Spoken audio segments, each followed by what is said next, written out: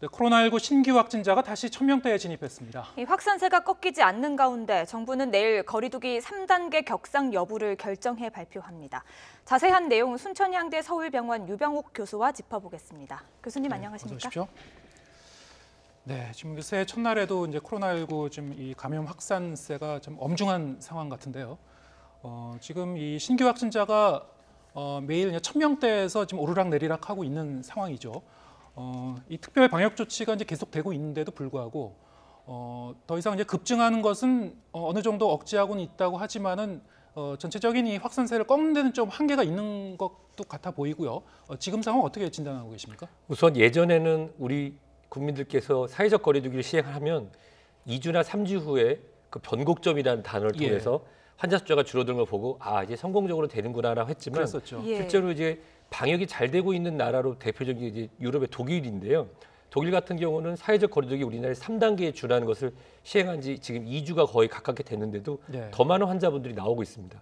그 이유는 우리가 실질적으로 코로나19라고 하는 바이러스의 특성상 춥고 건조한 상태에서 생존율이 길고 또 추운 곳에선 사람이 밀집하기 쉬우면서 환기가 잘 안 되는 환경, 그리고 2, 3, 4, 50대 젊은 분들인 경우에는 30에서 40%는 무증상 감염 상태에서 누군가를 감염시킬 수 있다는 걸 우리가 다 알고 계시잖아요. 그러한 상황에서 현재 교정시설 등에서 집단 발병이 나와서 일정 수의 숫자가 한 군데서만 나오는데도 적어도 지역 감염이 지금 800~900명대가 지속적으로 나온다는 것은 우리가 지금 많이 찾아내고 있고 또 감사하게도 국민 여러분들께서 자발적으로 참여해서 연결고리를 끊기 위해서 노력을 하고 있지만 이 숫자는 우리가 보통 재생산 지수라는 게 있지 않습니까? 그게 뭐 보통 우리가 1000 곱하기 1.2면 1200이 된다라고 하는데 그게 0.98이나 0.97로 떨어져도 결국은 900명대, 800명대 천천히 감소하는 겁니다.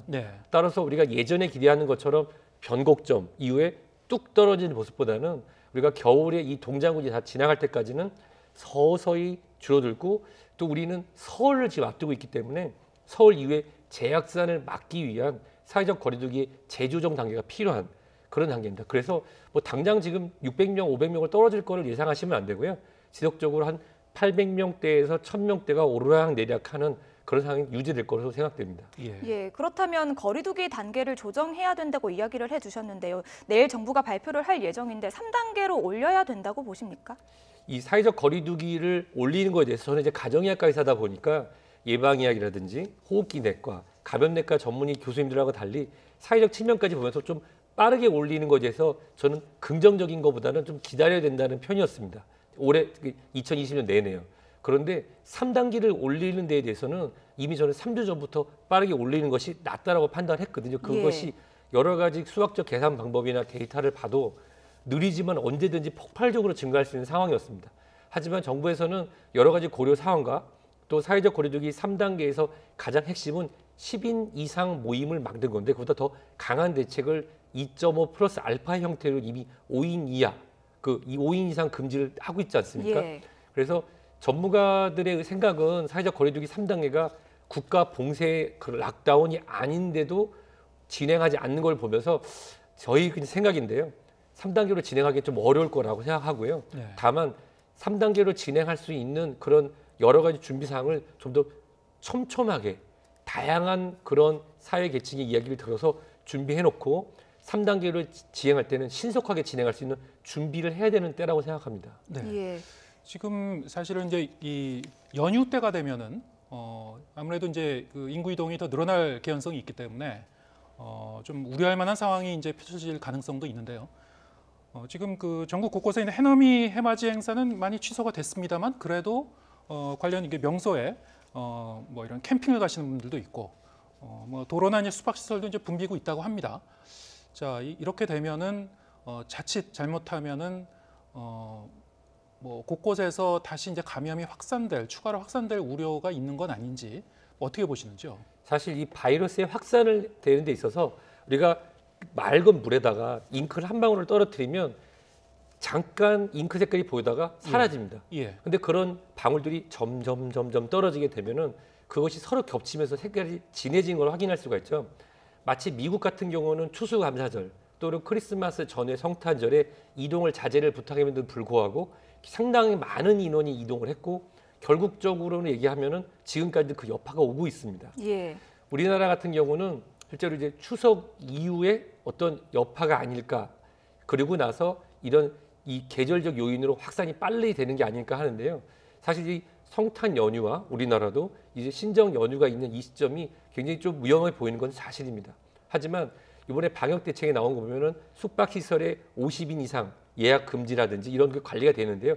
사실 그 사이에 사각지대가 많더라고요. 예. 차박이라고 돼 있는 그런 시절에도 우리가 여름에도 한번 경험을 해봤지만 차에서 자지만 밥 먹으러 식당에 가고 그렇죠. 예. 씻으러 가는 시설, 사우나 시설에 또 겹쳐지고 하기 때문에 실질적으로 우리가 핀셋 방역이라고 하지만 그런 빈틈이 있기 때문에 우리 국민 스스로가 좀 더 경각심을 갖고 지켜야 되는 부분이 있습니다. 예. 잉크를 떨어뜨려서 번지는 이야기를 해주셨는데요. 영국발 변이 바이러스에도 좀 적용해 볼 수 있지 않을까 싶습니다.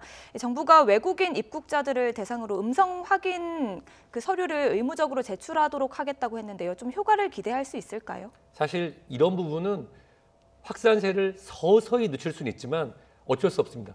바이러스도 사실 바이러스가 어떤 생명체 안에 들어가면 생물이 되고 생명체 밖에 있을 때는 비리온의 형태로 생명이 아닙니다. 그런데 이것도 지속적으로 자기들이 번식하고 생존하기 위해서 노력을 하거든요. 우리가 이 바이러스에 대한 그 그룹별을 생각을 해보면 최초에 중국에서는 S형이 발견되었고 대구 경북 지역에서는 V형이 발견되었고 그다음에 이태원발 확산할 때는 G 그룹 중에 GH형이 있었다고 하는데 최근에 환자분들 검사해보면 V나 S형은 나오지 않습니다. 도태된 것이죠. 즉 바이러스도 더 빠르게 생명체와 결합해서 확산하기 위해서 나오는 건데 우리가 특정한 나라를 막는다고 해서 이 글로벌 시대에 과연 막을 수 있을까요?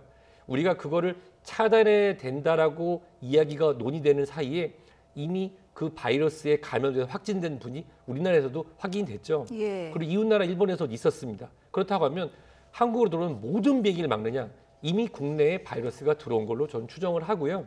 다만 이런 노력은 굉장히 좋습니다. 왜냐하면 그런 경각심을 통해서 한국으로 들어오시는 분들. 근데 여기서 보면은 하나 핵심이 국내로 들어오는 외국인 분들한테만 RT-PCR 검사를 요청하는데 예. 해외에 있는 대한민국 국적자들이 국내에 들어오는 경우도 같이 해야 되지 않을까요? 예. 그렇기 때문에 실제로 이런 것이 진행돼 있어는 어떤 국적이나 특정한 국가를 하는 것이 아니라 한국에 입국하시는 분들에 대해서 특정 기간에 동안은 실질적으로 RT-PCR 검사를 진행을 하고 그 다음에 최근에 가장 이제 많은 전문가들이 말씀을 하시고 저도 생각하는 게 격리 해제할 때 PCR 검사를 하는 지자체도 있고 안 하는 지자체도 있거든요. 예. 그 부분을 더 강화해서 무증상 입국자분들이 들어올 때 RT-PCR이 음성이었지만 그것이 초기여서 충분한 양이 많지 않아서 나중에 나올 수도 있으니 격리 해제할 때 다시 RT-PCR 하고 양성이 나오는 경우에는 염기설 검사를 통해서 어떤 연결고리에 들어왔는지를 확인하는 게 필요한 시점입니다. 네, 지금 예. 말씀하신 것도 이제 그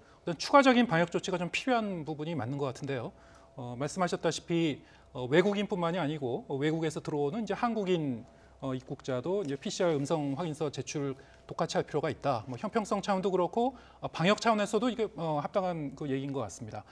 그런데 이제 어쨌든 이 변이 바이러스라는 것이 전파력이 상당히 강하기 때문에 이것이 이제 지역사회에 감염이 확산될 경우에는 전체적인 이제 지역 그 확진자 증가도 더 빨라질 가능성이 있고 말씀하셨다시피 지금 이미 이제 국내 변이 바이러스 환자가 나왔습니다만 5명이라고 하죠. 그런데 이제 또 아직 경로를 알 수 없는 아직 확인이 안 된 또 변이 바이러스 확진자도 충분히 있을 수 있거든요. 앞으로 추가로 계속 나올까요? 네, 충분히 나올 가능성이 있습니다. 예. 그거는 우리가 경험을 통해서 확인할 수 있는데요. GH형이라고 하는 것이 미주와 유럽 쪽에서 굉장히 빨랐다라는 보도가 5월 말부터 6월 초까지 검색하시면 확인할 수가 있는데요. 그것들이 국내 이태원에서 시작됐기 때문에 외국인이라고만 생각을 했었지만 실질적으로 대부분 검사에서 연결고리를 찾아보면 내국인이 훨씬 많았습니다. 무슨 얘기냐면 무증상으로 있는 확진자분들이 지속적으로 접촉을 하면서 확산이 되는 거죠. 근데 우리가 이런 바이러스의 확산 속도를 계산할 때 분자와 분모의 그런 산수를 계산을 하게 되거든요. 영국에서 전 영국발이라는 단어보다는 영국에서 처음 확인된 변이라는 표현을 좋아하는데요. 예. 영국에서 처음 확인했을 때 그 영국의 의료진이나 전문가들이 자기 국가에서 검사 숫자와 확산되고 있는 환자의 그런 R형, 변이형을 구분했을 때 여기가 70%가 빨랐다는 거잖아요. 근데 70%랑 1.7배가 같은 말인데 느낌이 다릅니다. 70%는 굉장히 빨라 보이는데 1.7배면 2배까지는 아니거든요. 그래서 예. 실제로 이것이 우리가 숫자로 보고 느끼는 것보다 확산 속도는 기존의 것보다 빠르지만 방역에 대한 사회적 거리두기라든지 이 방역으로 통해서 확산세 연결고리를 잡아가는 임시 선별 진료소 등을 지속적으로 한다고 하면은 우리가 이태원 발로 시작됐던 5월달 속수무책으로 전국에 확산되는 걸 막을 수 있을 겁니다. 하지만 실질적으로 지금까지 연결고리를 한 열흘 2주 동안 확인해보면 실제로 남아공항에서 발견되었던 이 변이는 9월 달에 보고가 됐던 거거든요. 예. 근데 지금 우리가 언론에서 크게 나오는 거는 어떻게 보면은 여러 가지로 지금 확산세에 대해서 우려를 언론에서 표현하는 거고 전문가들은 그거 이미 9월 10월부터 있었던 건데라고 저는 받아들이고 있기 때문에 국내 이미 들어왔을 가능성이 높고 실질적으로 영국처럼 사회적 거리두기를 잘함에도 불구하고 확산될 수밖에 없었던 특수환경과 대한민국을 같이 비교할 수는 없습니다. 다만 빠른 것은 확산이 가능한 것은 구조적으로도 이 볼록 튀어나와 있는 스파이크의 이 중앙 부분에 있기 때문에 세포 간에 결합할 때 훨씬 더 인체 내의 세포 결합이 더 유효하다고 하는 실험실적인 증거가 있기 때문에 빨리 확산될 가능성은 있습니다. 예, 이렇게 변이 바이러스와 함께 또 우려가 되는 것이 바로 동부구치소 관련 감염입니다. 하루 사이에 100명이 넘게 확진이 돼서 이제 누적 확진자가 900명을 넘어섰는데요. 어떻게 보고 계십니까? 처음에는 검사에서 음성이 나왔다가 나중에 또 양성 판정을 받은 사람도 있다고 하더라고요. 이럴 때는 제가 종이를 갖고 설명을 가끔 드리는데요. 예. 여기 지금 저한테 펜이 있습니다. 펜이 보이시죠? 예. 그럼 저는 펜을 가진 사람입니다. 근데 제가 종이로 가리면 펜이 보이시나요? 안 보여요. 저는 예. 펜이 있는 사람인지 없는 사람인지 모릅니다. 바이러스에 감염이 됐지만 그 양이 충분하지 않아서 RT-PCR로 증폭을 시켜도 보이지 않을 만큼의 적은 양의 분들은 3일에서 7일 후에 충분한 양이 나오면서 양성 환자로 나올 수 있습니다. 그거를 어떤 분들은 간혹 이 검사가 정확하지 않은 게 아닐까 하는데 RT-PCR 검사는 지금 우리 인류가 가지고 있는 검사가 가장 정확합니다. 다만 검사를 진행할 때 이런 아쉬움은 있습니다. 밀접 접촉자와 2차 접촉자를 구분을 해서 빠르게 격리를 통해서 검사를 했다면 우리가 이렇게 확산되는 걸 막을 수 있을 겁니다. 우리는 이미 경험을 했거든요. 근데 제가 어떻게 검사를 했는지 모르지만 그냥 일괄적으로 매칭 검사 이렇게 진행을 했다고 하면 혹시라도 행정 편의적으로 검사를 했다고 하면 확산할 수 있는 영역을 놓쳤기 때문에 이미 다 퍼져 있지 않을까라는 그런 의구심이 듭니다. 네. 예. 이게 이제 국가기관에서 운영하는 그런 이 시설인데 여기서 이제 단일 그 시설에서 이렇게 많은 확진자가 나온 적은 없었던 것 같아요. 지금 상당히 이제 심각한 상황인데요. 결국은 이제 그 정부의 대처가 상당히 좀 미흡했다, 미숙한 부분이 있었다. 이게 이제 좀 드러나고 있는데 이른바 이제 3밀이라고 하죠. 밀접하고 이제 밀폐돼 있고 밀집돼 있고 이런 그 시설에서 또 이제 마스크 지급도 11월 이전에는 제대로 지급이 잘 안 됐던 것 같아요. 그러니까 어느 정도 예견된 그런 사태라고도 볼 수 있을 것 같은데 전문가 입장에서 보면 어떤 점이 가장 문제였다고 보시는지요? 사실 저는 교정시설을 방문한 적이 없어서 예. 모르는데요. 저도 언론을 통해서 간접적으로 확인했는데 아파트형 구조고 생활 편의형으로 되어 있다 이렇게 들었습니다. 그런데 우리는 경험을 한 적이 있죠. 특정한 교회, 특정한 그런 종교 집단에서 숙박을 통해서 확산됐던 것을 우리가 경험할 수 있었습니다. 근데 그러한 우리가 경험이 있는데 국가에서 관리하는 시설에서 물론 국가에서 관리하는 시설이라는 표현보다는 그냥 저는 이렇게 표현을 드리고 싶어요. 밀집돼 있는 시설이고 밀집돼 있는 시설을 관리하는 데에서 우리가 이미 밀집한 환경일 경우에 마스크 착용이 지속적으로 이루어져야 되고 식사를 하는 데 있어서 거리두기와 교차해서 앉고 하는 것 그리고 회사에서도 많이 진행하고 있죠. 시간을 두고 밀집되지 않게 식사를 진행한다든지 이런 원칙들이 과연 그 교정시설 내에서 진행이 되는지를 매뉴얼을 확인해 보면 될 것 같습니다. 예. 왜냐하면 제가 들어가 보지 않았기 때문이죠. 그렇지만 중요한 거는 지속적으로 이렇게 확산됐다고 하는 거는 마스크 착용에 대한 부분이 예를 들어서 매뉴얼상 인식을 해서 교정시설에 있는 분들의 신원 확인을 위해서 마스크 착용이 어려웠다는 매뉴얼이 있다고 하면은 어쩔 수 없겠지만 그런 것들이 아니라고 하면 좀 안타까운 부분이 있고요. 또 저는 이번에 이 단어를 처음 들었는데 영치금이라고 개인이 마스크를 착용할 수 있는 분들은 했지만 못하는 분들은 무방지로 있었다는 것은 좀 아쉬움이 남는 부분입니다. 예, 그래서 정부가 이제 교정시설에 대해서 사회적 거리두기 3단계를 적용한다고 했는데요. 이 정도 조치면 뭐 적절하다고 보십니까? 우선은 사회적 거리두기 3단계를 우리 사회에는 실시하지 않고 있지만 일부 지자체에서도 일부 지역에서 이미 시행을 했기 때문에 환영할 만한 것입니다. 예. 근데 우리가 걱정해야 되는 부분 있죠. 군대라든지 교정시설 같은 경우는 우리가 동일 집단 격리가 진행되고 어떻게 보면 관리가 잘 되는 곳입니다. 하지만 거기를 직장으로 두고 왔다 갔다 하시는 분들 있잖아요. 그런 분들에 대한 관리, 즉 지역사회 감염으로의 확산을 막을 수 있는 부분이 진행되기 위해서는 사회적 거리두기 3단계가 시행되는 시점이 좀 늦었다고 하지만 더 강력하게 진행되고 교정시설을 우리가 방문하는, 예를 들어서 거기를 이제 다니는 법조인 분들이라든지 교정소에 있는 공무원분들, 그 외에도 식음료를 공급하거나 여러 가지 편의시설을 진행하시는 분들의 경우에는 이 출입을 통해서 확산될 수 있는 부분에 있어서 좀 더 꼼꼼하게 검사가 진행돼서 지역사회 확산으로 2차 감염을 막는 것이 지금 이미 다 퍼졌기 때문에 그걸 어떻게 할 수는 없거든요. 빠르게 중증 환자를 분류해서 치료받을 수 있도록 해서 안타까운 소식이 나오지 않도록 하는 점, 거기에 더불어서 이렇게 격리를 진행한 데서 어떻게 보면 군내에서는 이런 일이 발생했을 때 적극적인 검사와 차단을 통해서 확산세를 막았던 부분이 있었거든요. 그래서 그런 부분을 좀 배워보면 어떨까 하는 생각이 듭니다. 네. 예.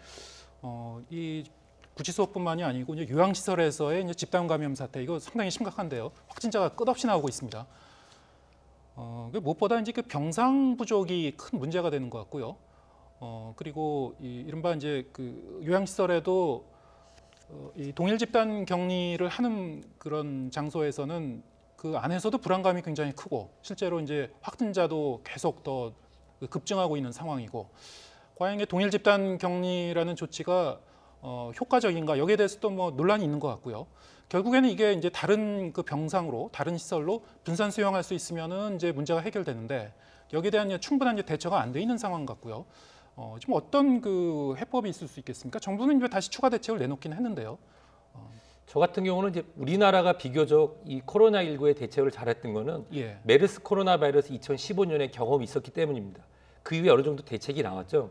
이번에 코로나19 사태 이후에 우리나라의 어떻게 보면은 고령화 인구 사회와 의료 비용에 대해서 어쩔 수 없이 존재할 수밖에 없었던 요양병원과 요양시설, 정신건강 관련 시설에 대한 대규모 개편이 필요하다고 생각합니다.